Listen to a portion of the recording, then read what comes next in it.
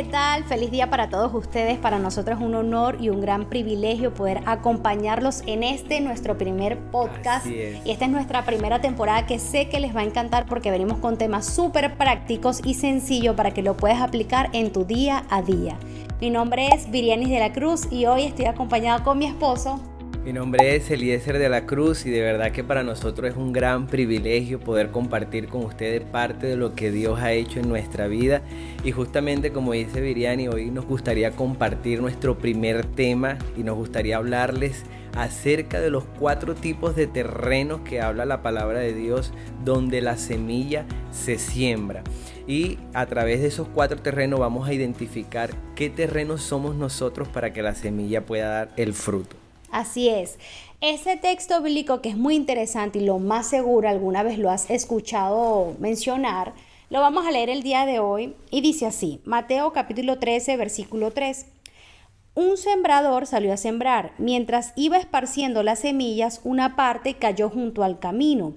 Llegaron los pájaros y se las comieron. Otra parte cayó en terreno pedregoso, sin mucha tierra. Esas semillas brotaron pronto porque la tierra no era profunda. Pero cuando salió el sol, las plantas se marchitaron y por no tener raíz, se secaron. Otra parte de las semillas cayó entre espinos que al crecer ahogaron las plantas, pero las otras semillas cayeron en buen terreno, en el que se dio una cosecha que rindió hasta 100, 60 y 30 veces más de lo que se había sembrado. El que tenga oídos para oír, que oiga. Sí, fíjense cómo Jesús aquí me llama la atención cómo termina y dice, el que tiene oídos para oír, que oiga. Entonces habla en primer lugar de los de junto al camino. Estos son los que oyen la palabra, pero dice que no la entienden. Entonces dice, viene Satanás y roba la semilla que ha sido sembrada. Entonces, ¿qué nos habla esto? Bueno, que la fe se activa en nuestra vida es por el oír la palabra de Dios. Cuando una persona escucha la palabra de Dios y no escucha de la manera correcta, entonces no comprende la palabra. Al no comprender la palabra viene el diablo o Satanás y roba la semilla que ha sido sembrada. Por eso el mismo Jesús dijo, mira cómo oís. Es importante que nosotros aprendamos a oír. Hay mucha gente que escucha, pero no oye lo que Dios le está hablando a su vida. Y por eso es que Satanás finalmente termina robando la palabra que ha sido sembrada en su corazón. En el libro de 2 de Corintios, en el capítulo 4, en el verso 4, justamente dice que Satanás ciega el entendimiento para que no resplandezca la luz del evangelio. ¿Y qué tienes para decirnos acerca de eso? Sí, bueno, fíjate, estaba tomando nota de algunas de las cositas que estabas hablando porque es sumamente importante que entendamos que cuando escuchamos, cuando prestamos atención a lo que realmente se nos está diciendo es porque tenemos un corazón dispuesto a aprender. Muchas veces el ser humano tiene la solución al frente y la está buscando, pero no la puede ver porque tiene un corazón endurecido. Y el corazón endurecido es un corazón terco, un corazón necio, que no logra ver más allá de sus propios ojos, de la percepción de lo que tiene en su vida, en su realidad. Así que definitivamente este primer terreno, yo me doy cuenta que no se entendió la palabra, el conocimiento le es quitado a la persona por no tener un corazón dispuesto a aprender. Y eso es lo que nosotros hoy tenemos que aprender, a tener siempre un corazón dispuesto a la enseñanza. Así es, entonces podemos darnos cuenta que la fe en nuestra vida se activa por el oír y estar dispuesto. Esa disposición, como decía Viriani, es lo que te lleva a ti a poder aferrarte a la palabra. Bueno, el segundo terreno del que nos habla es el que cayó en pedregales. Fíjate que justamente dice, es el que oye la palabra porque la logra escuchar. Dice, la recibe con gozo, pero no tiene raíz en sí, sino que es de corta duración, pues cuando viene la aflicción, cuando viene la prueba, entonces la palabra termina, tropieza por causa de la palabra. Y mira lo que dice Primera de Pedro en el capítulo 1, en el verso 7. Dice, para que sometida a prueba nuestra fe, mucho más preciosa que el oro. Es decir, nosotros si algo tenemos es que aprender a profundizar en la palabra. Hay muchos cristianos que pueden recibir la palabra. En el momento la palabra puede hacerlos llorar, puede hacerlos brincar, saltar. Pero la palabra siempre en nuestra vida va a ser probada. Y es en ese proceso de ser probada donde vamos a ver la manifestación del fruto en nosotros. El mismo Abraham, Dios le dio una palabra y para que llegase al cumplimiento pasó un proceso en su vida. Posiblemente él llegó, a veces por ejemplo veía que pasaban los días, pasaban los años, su esposa no quedaba embarazada, pero nunca perdió la fe en la palabra. Él se aferró a esa palabra. Y eso es lo que hace la diferencia entre un cristiano maduro que ha sido procesado por Dios y en uno que no realmente no se aferra a la palabra del Señor. Fíjate que es importante lo de que nuestra fe es probada, porque definitivamente tenemos que aprender, y creo que a lo largo de este tiempo nosotros nos hemos fortalecido en eso, es en tener inteligencia emocional, inteligencia espiritual y mucha madurez, porque la circunstancia siempre va a estar, el problema siempre va a estar. Alguna situación que quizás no queramos que pase o que ocurra siempre va a existir, pero va a depender de la fe que tú tengas, del terreno donde tú estés, pero sobre todo también de la inteligencia espiritual, que tú seas una persona, como dice la palabra, con dominio propio, que la situación y la circunstancia te muevan, porque eso es lo que va a prevalecer realmente la palabra en ti. Entonces es muy interesante y muy importante y oportuno rescatar que tenemos que tener inteligencia espiritual y emocional. Cristo creo que fue para mí el mayor ejemplo de inteligencia emocional. Así es. Bueno, justamente estaba recordando que una experiencia que tuvimos cuando tú estabas embarazada de Martín, nuestro hijo. En ese momento, bueno, fue el momento de la pandemia y obviamente todos nos vimos afectados a nivel económico. Y justamente, bueno, estabas por dar a luz y allí fue cuando yo entré en oración a pedirle al Señor una palabra y recuerdo que la palabra que Dios me dio está en el pasaje que habla acerca de Jairo y la mujer del flujo de sangre y allí vino la palabra de Dios a mi vida: no temas, cree solamente. Entonces era aferrarme a esa palabra y la palabra nos probó.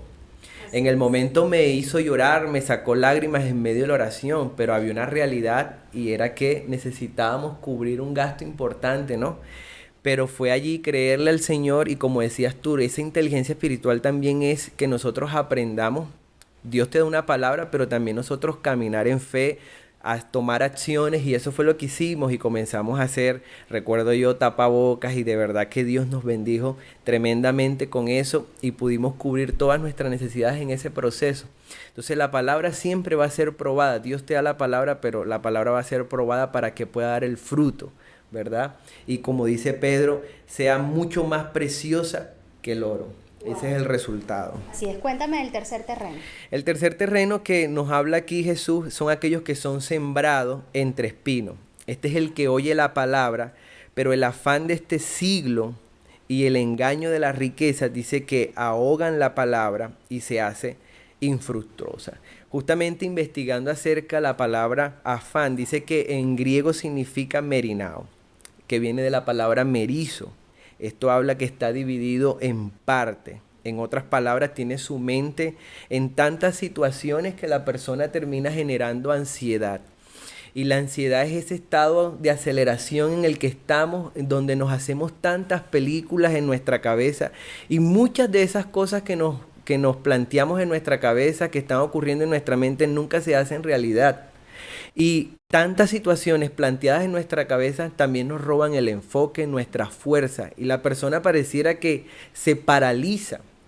Por eso el mismo Jesús nos dice que por nada estemos afanosos. Perdón, el apóstol Pablo es quien dice así, pero Jesús dice que no nos afanemos, sino que cada día tiene su propio afán. Y de ahí es donde el apóstol Pablo dice que no estemos afanosos por nada, sino que nuestras situaciones tienen que ser conocidas por Dios. Nosotros tenemos que plantearle cada día al Señor cada una de nuestras necesidades, porque dice la palabra que Él tiene cuidado de cada uno de nosotros. A veces el afán nos lleva a estresarnos, a cargarnos, pero cuando yo pongo esas cargas delante de Dios, nuestra confianza la ponemos en Jesús. Él siempre trae una respuesta a nuestra vida. A veces tú estás pensando en una respuesta a tu manera, pero Dios siempre lo hace a su forma y esa debe ser nuestra confianza. Correcto, sí. Este tercer terreno me parece muy importante porque nosotros no podemos como dice la palabra, tener dos dioses. Tenemos que tener nuestras prioridades bien claras. Y yo creo que parte de los problemas de la sociedad es que no tenemos las prioridades claras, no hay una lista de prioridad, porque cuando tú sabes que Dios es el primero, porque estamos acostumbrados a decir, Dios es lo primero en mi vida, pero en mis acciones no se ve reflejado.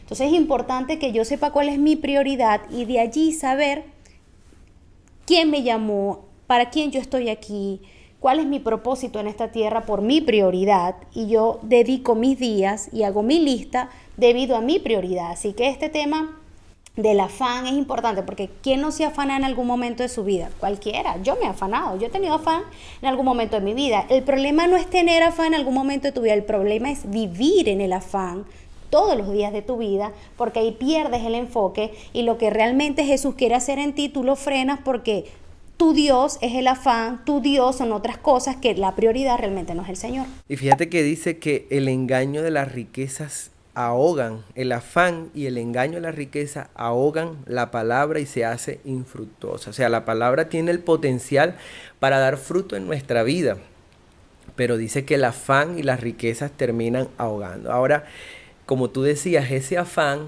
y el engaño de la riqueza es cuando no priorizamos, porque fíjate que Jesús dijo que busquemos primeramente el reino de Dios. Y luego dice que por causa de buscar el reino de Dios, Dios va a añadir. ¿Y qué añade Dios? Aquellas cosas que hacen falta en nuestra vida. Entonces el afán viene cuando dice, como dices tú, cuando yo comienzo a priorizar otras cosas que no es Dios. Y Dios tiene cuidado de nosotros. Me hace recordar incluso a Marta la afanada. Y Jesús le dijo, Marta, te has perdido la mejor parte. Porque el afán, eso es lo que hace en tu vida, perderte la mejor parte. Así es. Y bueno, en la Biblia también en el libro de Hebreos dice que Dios es galardonador de los que le buscan.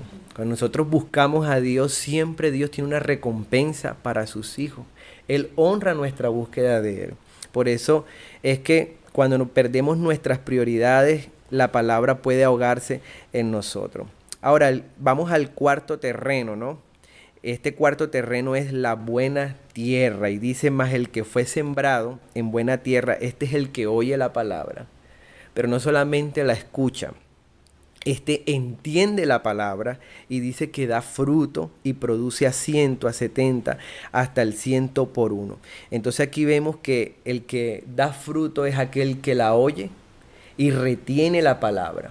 Y cuando habla de retener la palabra, es que no solamente la escucha, la retiene, es que la guarda, la confiesa. Nosotros tenemos que aprender a confesar la palabra. Tú recibes la palabra de Dios y muchas veces las circunstancias no cambian afuera. Pero si cambia mi confesión y la forma en cómo veo yo mi situación, va a ser determinante para que el fruto se manifieste en mi vida. Entonces yo creo que nosotros tenemos que confesar la palabra, creer la palabra, hasta que la palabra se encarne en nosotros. La palabra tiene que hacerse carne en nosotros. Y es allí cuando da fruto. Exacto. Y definitivamente este cuarto terreno para mí es el más bello, o sea, porque definitivamente es un disfrute la palabra. Cuando tú tienes la sabiduría, porque la sabiduría es conocimiento aplicado, tienes el conocimiento y lo aplicas. Por eso todos los terrenos te van diciendo ese paso a paso para que tú sepas escuchar la palabra, retener, guardarla, no dejar que las circunstancias te roben la palabra, no dejar que los afanes o las riquezas te roben la palabra, sino que automáticamente tú tienes la palabra, la guardas y la aplicas.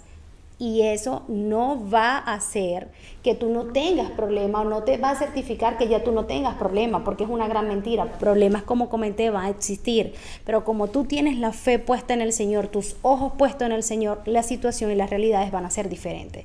Me encanta el cuarto terreno, definitivamente todos tenemos que llegar a ser o ser este cuarto terreno, que es escuchar, analizar, escudriñar y aplicar la palabra.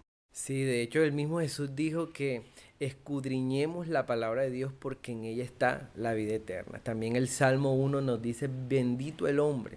En otra versión dice, feliz el hombre, que dice que medita de día y de noche en la palabra de Dios. Dice que este es el que prospera y su hoja no cae, sino que da un fruto de manera permanente. Entonces, cuando nosotros nos esforzamos en meditar la palabra, en digerir la palabra, tener ese contacto a diario, yo creo que ahí es donde vamos a ver ese fruto que va a bendecir nuestra vida, nuestra familia, todo lo que nosotros hacemos. Importante recalcar que esto es un hábito, esto es algo de día a día. Si de repente te levantaste, pasó una situación difícil, dices, bueno, ya no quiero seguir, tranquilo, que tuviste un mal día, pero no quiere decir que toda tu semana va a ser mala, que todo tu año va a ser malo, porque Dios siempre va a estar. Entonces es importante que esto lo vayas aplicando todos los días, porque la práctica es el maestro y cuando tú quieres ver en hacer el hábito, orar, hacer tu devocional, realmente aplicar tu palabra, te vas a convertir realmente en ese cuarto terreno. Así es, así que te damos muchas gracias por haber escuchado hoy nuestra enseñanza. Te invitamos a que te suscribas a nuestro canal y le dejas la campanita para que te llegue la notificación cada vez que nosotros montemos un material que sé que te va a bendecir tu vida. Dios te bendiga. Chao.